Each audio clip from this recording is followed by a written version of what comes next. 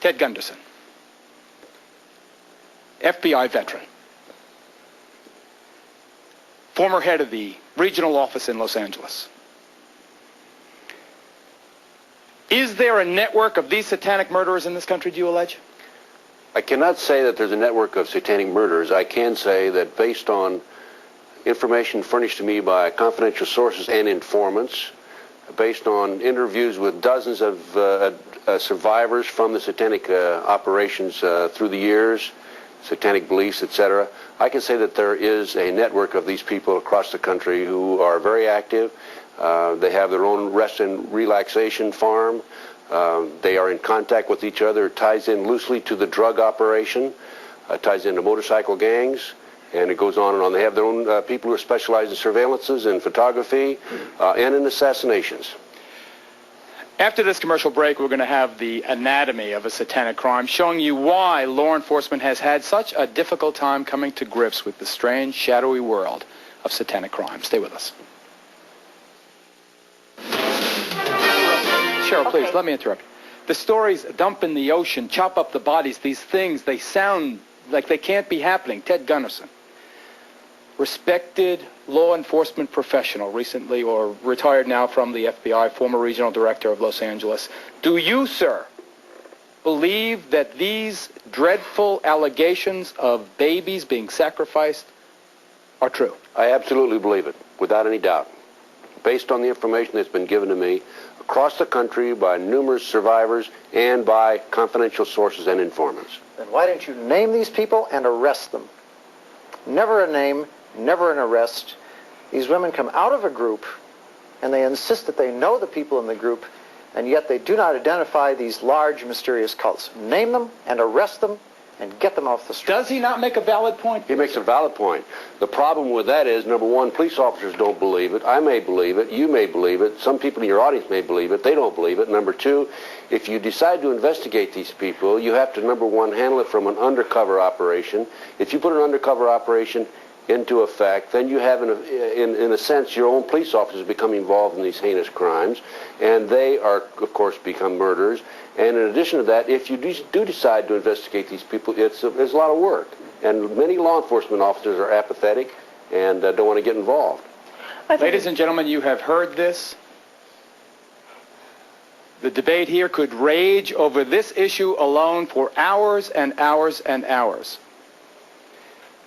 Michael Aquino is right when he says there have not been any successful prosecutions for this horrible allegation. Ted Gunderson is a sincere man with a good reputation who says that there are difficulties in the prosecution. Still, the point is it has never been proven in a court of law. Obviously, it needs more investigation, but if these things are happening, then there should be a national task force of federal and state and local cops working together to prove or disprove. Because this is just unacceptable, this impasse. Coming up, we're going to have warning signs you should watch for, parents, and all of our guests will be available for a final discussion about Satanism after this break.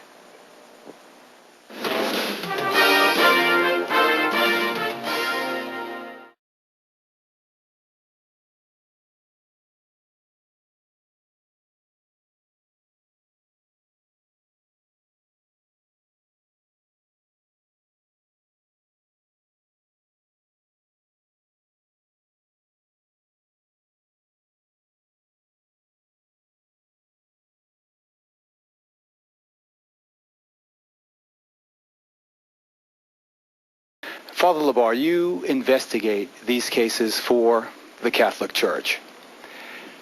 Is it the Church's position that demonic possession is possible? It certainly is. There have been many cases down through the centuries, many in our own decade, for example, of where the devil has actually possessed people and caused them to do many strange things. So you believe it's possible? I believe not only is it possible, it is a reality in some very select amount of cases. Let's go to London for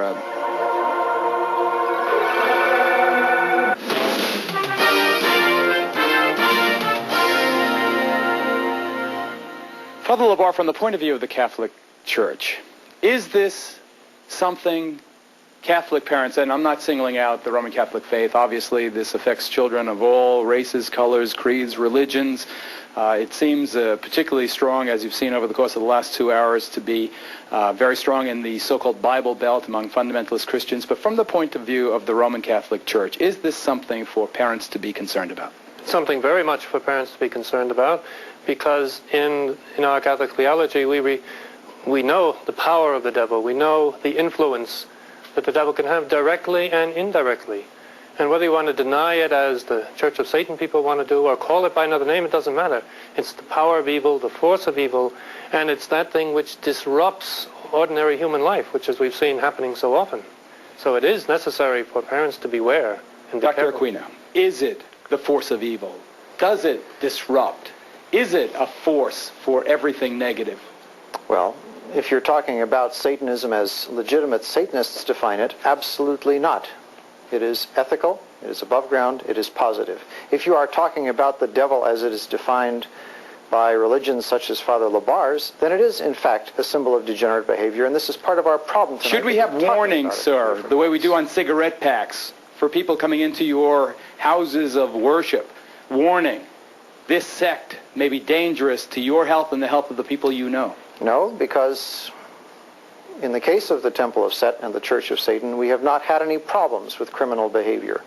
Among And yet other when you things, hear story after story after story of people committing these wretched crimes, these violent crimes in the devil's name, you find one common thread to that all these people that you've shown tonight come from a background in which their moral instruction has been from a religious tradition other than ours.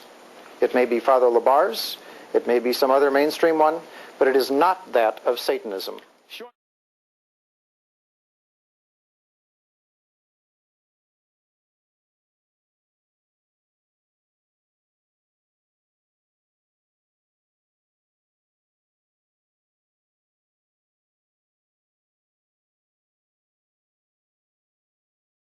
Distributes flyers speaking against the door. The man with his back to the camera is going even further. He's engaged a deprogrammer, Rick Ross, the man whose face you're seeing. Together they're planning to get the man's wife away from the church. Once happily married, the man believes the door has destroyed his family. We've distorted his voice to protect his identity. How has your life really changed now as opposed to how your marriage was before? Well, they seem to control my wife and my children. Now that when I go visit my children, they come to me and say that I'm of the devil because I'm a Catholic. And, I have no intentions of changing, but the door has taught them to, hate the Catholics. And they seem to be starting to hate me now. But how did it come to this? Deprogrammer Rick Ross doesn't believe in kidnapping, but many other deprogrammers do. To understand what's happening, let's go back to the 1970s, when parents began kidnapping their own adult children, as you see in this actual footage, to free them from alleged brainwashing by religious cults. Some saw this as a danger to everyone's freedom of religion.